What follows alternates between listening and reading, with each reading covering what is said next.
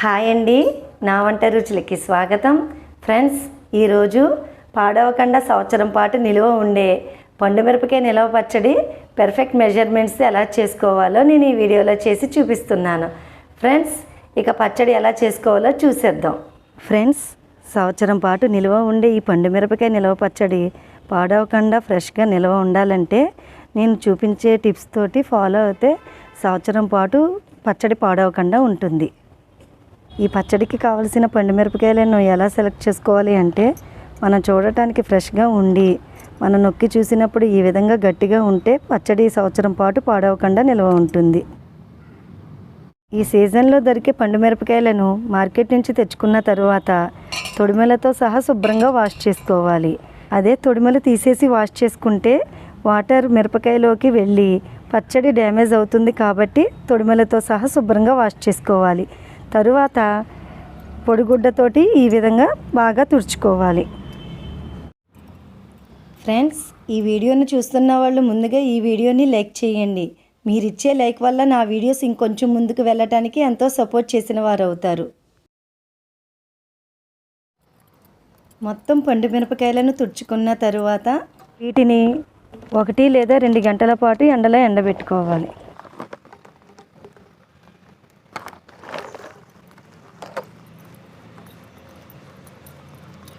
తడి బాగా ఆరిన తరువాత ఈ విధంగా తొడిమలను తీసుకోవాలి. ఫ్రెండ్స్, ఈ పండు మిరపకాయ పచ్చడికి మిరపకాయలు, ఉప్పు, చింతపండు ఎంతెంత తీసుకోవాలో చెబుతున్నాను చూడండి.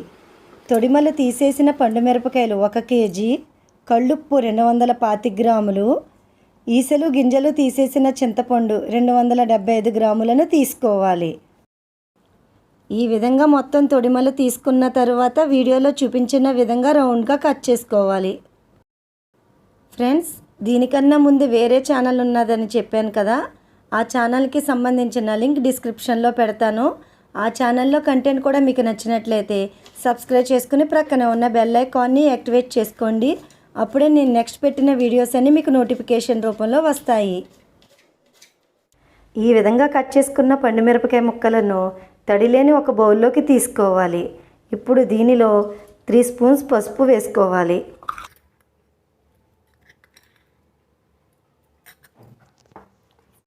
అలాగే కళ్ళుప్పును మరియు చింతపండుని వేసుకుని బాగా కలుపుకోవాలి.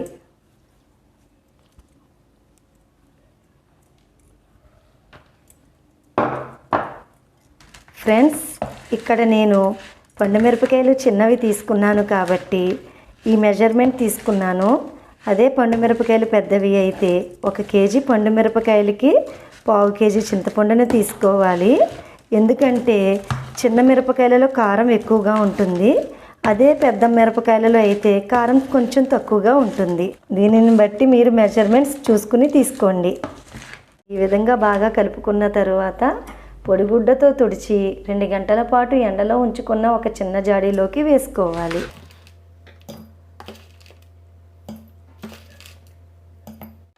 ఈ విధంగా మొత్తం అంతా తీసుకుని 24 గంటల పాటు ఊరనివ్వాలి.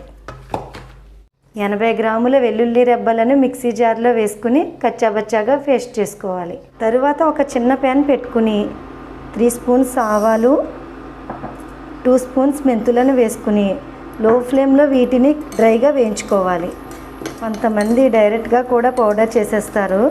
అలా చేయటం కన్నా ఇలా డ్రైగా వేయించటం వలన పచ్చడి ఫ్లేవర్ బాగుంటుంది.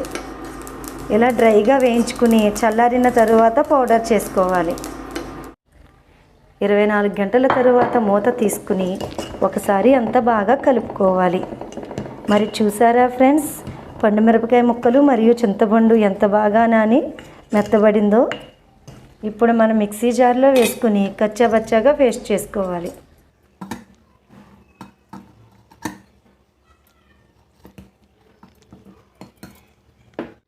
ఈ విధంగా పేస్ట్ చేసుకున్న తరువాత ఒక తడిలేని పొడి గిన్నెలోకి తీసుకోవాలి.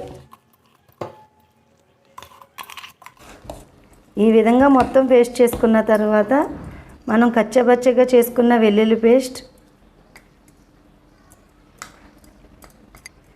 అలాగే ఆవాల మెంతుల పొడిని వేసుకుని బాగా కలుపుకోవాలి.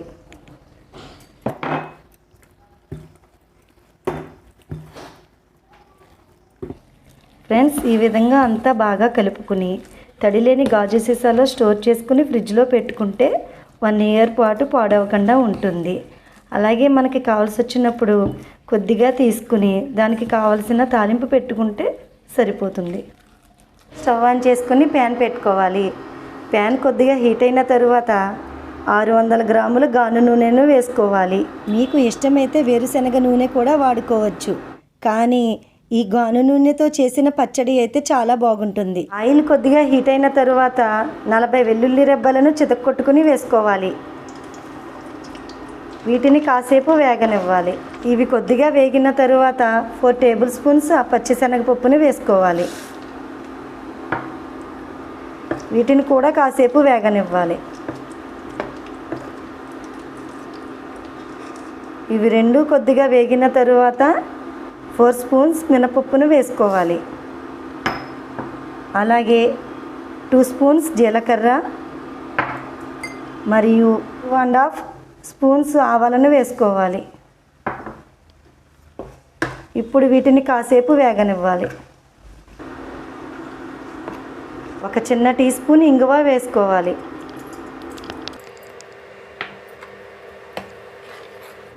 పది ఎండుమిరపకాయలను తుంచుకొని వేసుకోవాలి.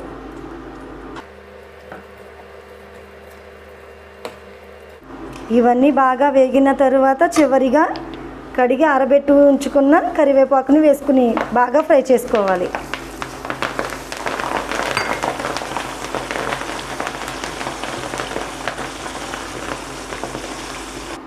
తాలింపు అంతా ఈ విధంగా వేగిన తరువాత చివరిగా మనం కలిపి ఉంచుకున్న పండుమిరపకాయ పచ్చడిని వేసుకుని బాగా కలుపుకోవాలి. ఇలా రెడీ చేసుకున్న పచ్చడిని 10 రోజుల పాటు బాగా మగ్గనివ్వాలి. మంటను లో ఫ్లేమ్లో పెట్టుకుని 4 నిమిషాల పాటు ఈ విధంగా కలుపుకున్న తరువాత స్టవ్ ఆఫ్ చేసుకోవాలి.